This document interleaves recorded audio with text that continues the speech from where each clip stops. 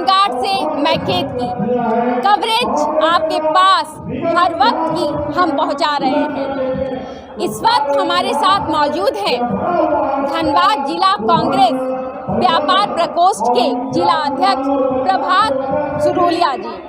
ये बैंक मोड़ chamber of commerce के अध्यक्ष भी हैं। आइए जानते हैं क्या है इनकी राय इस स्थापना दिवस पर। नमस्कार सर। सर 138वां स्थापना दिवस मनाया जा रहा है 1885 से लेकर 2022 तक। कैसे देखते हैं आप इस सफर को? देखिए, कांग्रेस जो है वो एक पार्टी नहीं, एक आंदोलन है। आज़ादी के पहले से आंदोलन करती आ रही है इस देश को आज़ाद कराने के लिए, और आज भी इस देश को जिस तरह से जुमलेबाज लोग हैं देश की जनता को छल के सत्ता पे आए हैं, उनसे फिर से आज़ाद कराने के लिए आंदोलन कर रही है। हमारे नेता राहुल गांधी जी कन्याकुमारी से लेकर कश्मीर तक पदयात्रा में हैं। वो भारत को जोड़ रहे हैं, वो लोगों को जोड़ रहे हैं, वो दिखा रहे हैं, वो बता रहे हैं, समझा रहे हैं कि देखिए किस तरह से हम लोग अलग हो गए हैं नफरतों के इस खेल में। तो ये हमको लगता है कि हमारी जो पार्टी है वो एक बहुत अच्छा काम कर रही है, और आने वाले दिनों में हमारी पार्टी फिर से सत्ता में आएगी। धनबाद कांग्रेस के सामने अभी क्या चुनौतियाँ हैं? धनबाद कांग्रेस के सामने सबसे बड़ी चुनौती तो है सभी को एकजुट करने की। मैं दुख के साथ कहना चाहूँगा कि गुटबाजी हमारे यहाँ बहुत है, उसको दूर करना होगा, और सबको मिलजुल के अपने सारे ईगोज, अपने सारे मतभेद दूर करके पार्टी को मजबूत करने के लिए चुनाव लड़ना होगा। और यहाँ की जनता ऐसा नहीं है कि चाहती नहीं है बदलाव, यहाँ की जनता चाहती है, त्रस्त है यहाँ की जनता, लेकिन हम ही उनको मौका नहीं दे पा रहे हैं। आप व्यापार प्रकोष्ठ देखते हैं, व्यापार के क्षेत्र में धनबाद में अभी क्या क्या समस्याएं हैं जो कांग्रेस फिलहाल कांग्रेस के नज़र में है? व्यापार एक समय में धनबाद में बहुत फल फूल रहा था। बीसीसीएल जो है यहाँ की अर्थव्यवस्था की रीढ़ मानी जा रही है।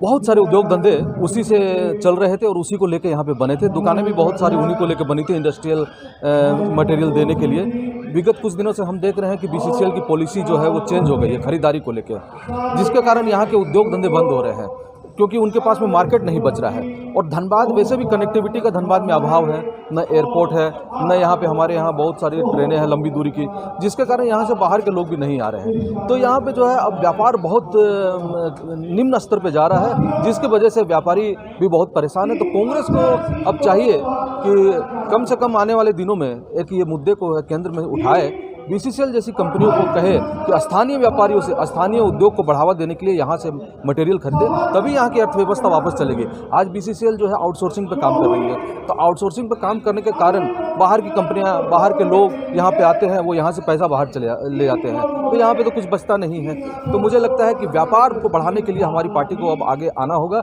लेकिन आएंगे कब? जब हमारे पास में सत्ता होगी, जब हमको समर्थन मिलेगा तभी आ पाएंगे।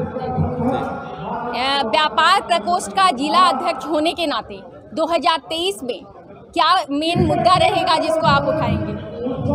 2023 का जो चुनाव होगा वो मुद्दा तो जो सरकार जनता के साथ छल करके आई है वो सारे मुद्दे रहेंगे। सरकार ने जो आज वर्तमान सरकार है, मोदी जी है, इन्होंने जनता के साथ में क्या छल किया कि हम बेरोजगारी दूर करेंगे, हम महंगाई घटाएंगे, हम काला धन वापस लाएंगे, और हम हवाई चप्पल पहनने वाले को हवाई जहाज पर बैठाएंगे। ऐसे ऐसे बहुत सारे ऐसे जो बातें थी, जनता को उन्होंने छल किया कि उनका वोट ले लिया, लेकिन ये सब कोई चीज़ें आज तक नहीं हुई। महंगाई चरम पे है, भ्रष्टाचार चरम पे है, काला धन विदेश में और बढ़ गया है, कम होने का नाम नहीं ले रहा है। एक वक्त मोदी जी कहते थे, जब वो गुजरात के सीएम थे, हमारे कैंडिडेट पीएम हो रहे थे, कि जिस देश रुपया उस देश का गिरता है जिस देश का प्रधानमंत्री गिरा हुआ था। आज कितने दुख की बात है कि हमारा रुपया एशिया में टॉप 10 करेंसी में सबसे नीचे में है, भूटान के बराबर है, तो हम तो सबसे ज़्यादा नीचे गिर गए हैं। तो कितना और हमारे देश के प्रधानमंत्री गिराएंगे? तो ये सब मुद्दे हैं, हमको जनता के बीच में लेके जाना होगा।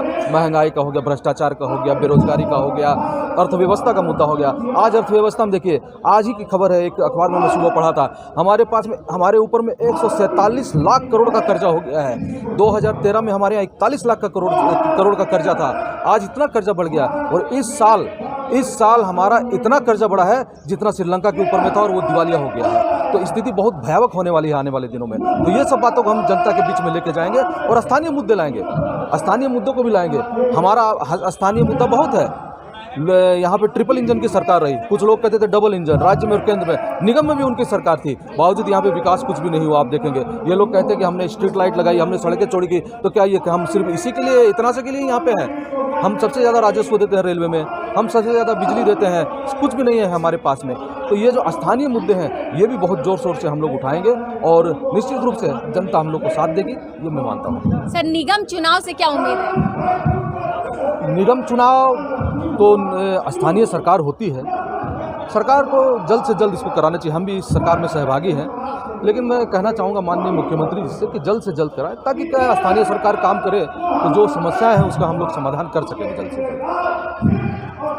आप सुन रहे थे कांग्रेस व्यापार प्रकोष्ठ के अध्यक्ष को। कांग्रेस कैसे देखती है, क्या समस्याएं कांग्रेस को धनबाद में दिखती है व्यापार के नजरिए से, सब कुछ आपके सामने लाया लाइव इंडियन गार्ड ने। लगातार खबरों के लिए बने रहें लाइव इंडियन गार्ड के साथ।